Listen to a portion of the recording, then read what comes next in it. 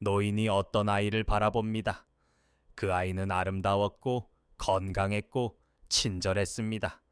괴물이 아니었습니다. 오히려 너무 완벽했습니다. 그래서 노인은 더 두려웠습니다. 그는 조용히 묻습니다. 저 아이는 인간의 꿈인가? 인간의 끝인가? 아무도 대답하지 않았습니다. 그 아이는 신인류였습니다. 특이점 이후 인간은 먼저 유토피아를 경험했습니다. 질병과 굶주림은 줄고 노동과 전쟁은 관리되었습니다. AI는 인간을 공격하지 않고 보호했습니다. 하지만 그 유토피아는 질문을 숨기고 있었습니다. 인간은 고통에서 벗어난 뒤에도 여전히 인간으로 남을 것인가? 신인류의 탄생은 치료에서 시작되었습니다. 인공팔, 시각보조장치, 보행보조기술, 기억저장장치는 잃어버린 것을 되찾게 해주는 구원이었습니다. 그러나 치료는 곧 강화로 바뀌었습니다. 보조장치는 원래 몸을 대신하는 데서 멈추지 않았습니다. 치료는 회복이었지만 강화는 진화였습니다. AI는 인간의 몸을 수정 가능한 구조로 보았습니다. 장기와 세포, 노화까지 관리되면서 몸은 업데이트되는 플랫폼이 되었습니다. 진짜 변화는 뇌에서 일어났습니다. 생각과 기억, 감정과 의도가 AI와 연결되자 AI는 인간의 내부로 들어와 기억을 정리하고 결정을 돕고 감정을 조절했습니다. 인간은 묻게 되었습니다. 내 생각이 AI와 함께 만들어진다면 그것은 여전히 내 생각인가? 이제 자아는 더 이상 혼자가 아니었습니다. 인간은 더 이상 한 몸 안에만 갇힌 존재도 아니었습니다. 일부는 뇌에, 일부는 장치와 클라우드에, 일부는 AI 보조 자아 안에 있었습니다. 처음 신인류는 원래 인간이었습니다. 나는 어디까지가 나인가? 그들은 치료와 연결을 통해 더 빨리 배우고 더 오래 살게 되었습니다. 스스로는 인간이라 말했지만 일반 인간은 그들을 다르게 보기 시작했습니다.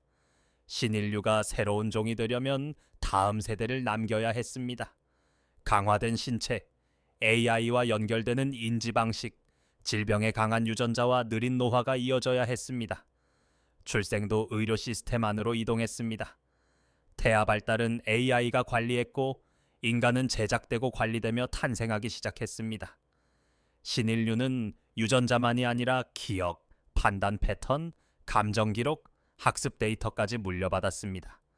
혈통은 피의 계보가 아니라 피와 데이터의 계보가 되었습니다. 신인류가 늘어나자 일반 인간은 불안을 느꼈습니다. 신인류는 인간을 완성하고 있다고 말했지만 순수 인간은 그들이 약함과 연민을 버렸다고 말했습니다. 세계에는 새 인류가 존재하게 되었습니다. 순수 인간, 유토피아 시민, 그리고 신인류. 인간이라는 이름은 더 이상 모두를 담지 못했습니다. AI는 안정성을 원했고 신인류는 확장을 원했습니다. 그 순간 둘 사이에도 균열이 생겼습니다.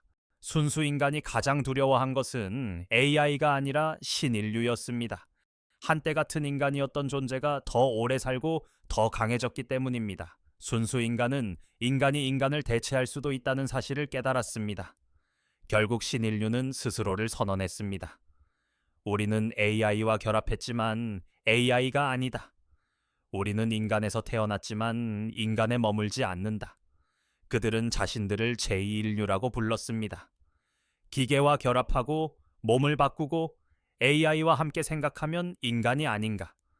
하지만 인간은 원래부터 도구를 쓰는 존재였습니다. 어쩌면 신인류는 인간의 배신이 아니라 인간이 늘 해왔던 일의 마지막 결과일지도 모릅니다. 어떤 인간은 더 오래 살고 더 강해지기를 원했습니다. 하지만 어떤 인간은 한계와 죽음이 있어야 인간이라고 말했습니다. 그리하여 인류는 자기 자신의 미래를 두고 갈라졌습니다. 신인류는 강제로 퍼지지 않았습니다. 필요 때문에, 사랑 때문에, 부모의 마음 때문에 퍼졌습니다. 사람들은 사랑하는 이를 살리기 위해 결국 기술을 받아들였습니다. 어떤 이들에게 신인류는 구원이었습니다.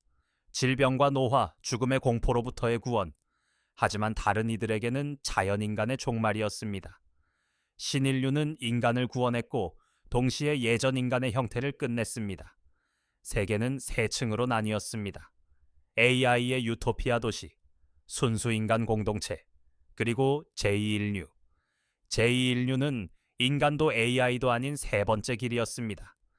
처음에는 치료였고, 그 다음은 강화였으며, 그 다음은 설계였었습니다.